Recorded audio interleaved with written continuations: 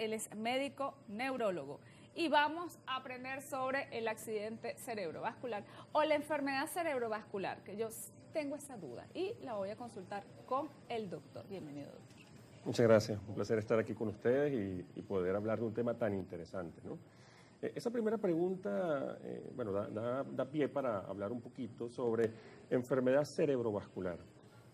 Hablamos de todas las patologías que puedan afectar lo que son los vasos sanguíneos que irrigan, o sea, que llevan la sangre al cerebro o que la traen de regreso. Partiendo de eso, la llevan las arterias y la regresan las venas. Pero existe la enfermedad cerebrovascular aguda, que es lo que llamamos el ictus o el ACV, el accidente cerebrovascular, que es el tema principal del día de hoy, donde tenemos dos tipos, el ACV o accidente cerebrovascular isquémico y el hemorrágico. El isquémico es aquel en donde se obstruye el flujo de sangre, o sea, no llega sangre. Y el hemorrágico es donde se rompe un vasito. O sea, un vasito se rompe y sale la sangre fuera del vaso para producir los síntomas. Vamos a ver cómo luce el isquémico, el ACV isquémico. Ahí lo tienen en pantalla para la audiencia y aquí está, doctor, sí, para usted. De hecho, para que nosotros podamos entenderlo un poco, el cerebro recibe su irrigación, la sangre, de 4 tuberías principales. Vamos a verlo de esa manera. 2 anteriores, que son las carótidas, la carótida interna específicamente, y 2 posteriores, que son las vertebrales. Entonces, cualquier, digamos, partícula, en este caso émbolo, o si viaja, o el coágulo, el trombo, si se forma allí en el sitio, puede llegar a obstruir, como vemos en esta zona, ¿ok? Entonces, si obstruye, evidentemente, la sangre no pasa.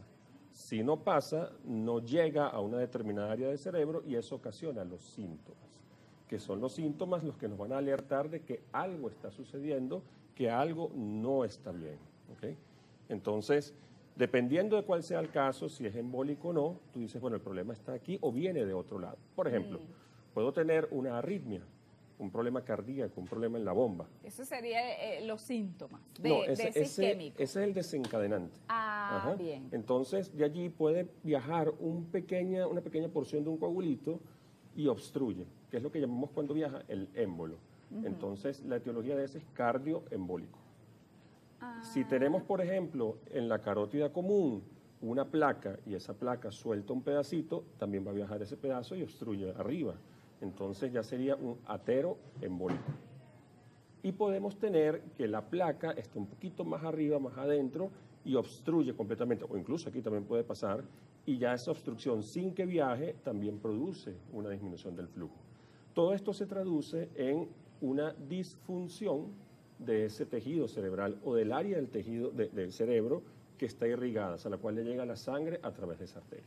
Bien, ese es el isquémico. Ese es el isquémico. Tenemos también el hemorrágico. Correcto. El hemorrágico es simplemente cuando se rompe un vasito sanguíneo. Al romperse el vaso sanguíneo, de hecho, existen algunas oportunidades, algunas malformaciones vasculares. Dentro de los más comunes están los aneurismas. Entonces se produce una dilatación del vaso sanguíneo y esa dilatación, cuando se rompe, sale la sangre. Que de hecho es lo que estamos viendo aquí. Se ve mayor. Sí, es un poco más aparatoso, ¿no? Más evidente desde el punto de vista físico. Ajá. Y aquí vemos, mira, que hay como, viene el vaso, hay como un globito, que es el aneurisma, y ese aneurisma se rompe. Una vez que se rompe, la sangre sale y es lo que ocasiona o lo que lleva realmente a eso que llamamos accidente cerebrovascular hemorrágico. Son bastante severos, ¿no? En algunos casos incluso hasta catastróficos. Si vale la pena. Ese aneurisma es como una pelotica de sangre. Es como un tumorcito, es como un quiste. Es una dilatación. La analogía, y para que todos lo podamos entender, los niños cuando juegan, ¿sabes?, con su balón y juegan mucho, les sale como una protrusión, ¿no? Como una bolita. Ajá. Esto es igual. En la pared del vaso sanguíneo se produce esa dilatación por debilidad de la pared y con el tiempo se puede romper. Ah, bien. Como una pared cuando tiene una filtración que hace como una... Algo así, algo así. Ok. ¿Y qué lo causa? Porque he escuchado que, no, mira, agarró un televisor, lo movió de un lado al otro, bajó las escaleras, él estaba tranquilo y de pronto le dio... Sí, de hecho puede llegar a pasar incluso con esfuerzo físico o ejercicio intenso en algunos casos. en donde aumenta el flujo de sangre, aumenta la presión arterial y como ya es una pared débil, se puede romper. Y se rompen con cierta facilidad. Lo que, digamos, puede ser temido, ¿no?, de esta patología, en particular los aneurismas, es que generalmente no dan mayores síntomas. El paciente puede tener cefalea, que es dolor de cabeza, eventualmente, pero hay muchos pacientes que no tienen absolutamente nada hasta que llega a romperse. El dolor de cabeza, dicen que no, la cabeza no te debe doler.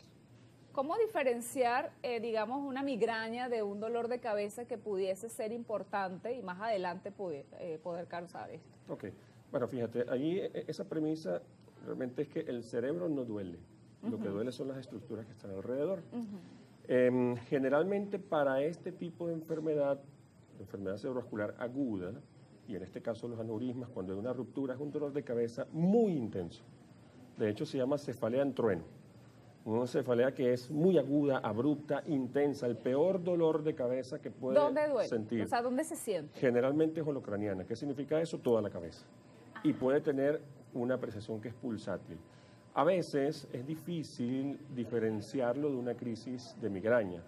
La única diferencia que podemos tener, y que es muy importante, es que el dolor es muy intenso, pero muy, muy intenso, y se acompaña de otros síntomas. Por ejemplo, ¿qué otros síntomas? Podemos tener una pérdida de la fuerza o pérdida de la sensibilidad de una parte del cuerpo.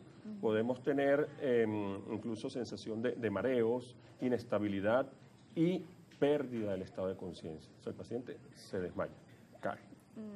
Y es muy rápido. O sea, esto es un dolor de cabeza intenso y cae.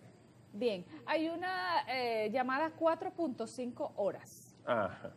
Ok, bueno, ya eso es hablando un poquito de lo que es el accidente cerebrovascular isquémico. Isquémico. Nosotros tenemos diferentes maneras de tratar a ese paciente, ¿no? Lo ideal es que existe una fase prehospitalaria y una fase hospitalaria. El punto desde el inicio de los síntomas hasta el inicio del tratamiento específico para eliminar la obstrucción en ese vaso, si es posible, es de 4.5 horas. Y para utilizar algunos medicamentos y unas técnicas que se llaman trombolisis, que lo que es simplemente tratar de eliminar el trombito que está allí para poder restituir el flujo. O sea, el punto de corte que está establecido es de 4.5 horas, o sea, 4 horas y media. Es allí. Existen algunos casos en particular, dependiendo de cuál sea la causa, que podemos tener un poquito más de tiempo, pero lo que está establecido es 4.5 horas. Eso quiere decir que si estamos frente a un familiar que está sufriendo un accidente cerebrovascular, tenemos ese tiempo y, bueno, lo más rápido posible al médico. ¿Cuáles son Correcto. esos síntomas? ¿Cómo yo identifico que alguien está sufriendo? Ajá. Tenemos un paciente, una persona que está completamente normal, que no tiene ningún tipo de síntoma asociado. Entonces, uno de los síntomas que podemos determinar es el habla. Un paciente que comienza con habla enredada, podemos tener alteración del lenguaje per se, que es el código. Entiéndase, no puedo comunicarme, no puedo expresarme, pero tampoco lo puedo entender, que eso puede llegar a pasar. Podemos tener debilidad en una extremidad, que también es importante. Puede ser una extremidad, puede ser la mitad del cuerpo. Ah, bueno, aquí sí, incluso aquí el lo tenemos, fíjate. Tenemos alteraciones en el equilibrio, podemos tener inclusive alteraciones visuales. Hay pérdida en algunos casos de lo que es la visión en uno de los ojos, en ambos, dependiendo del área que se afecte.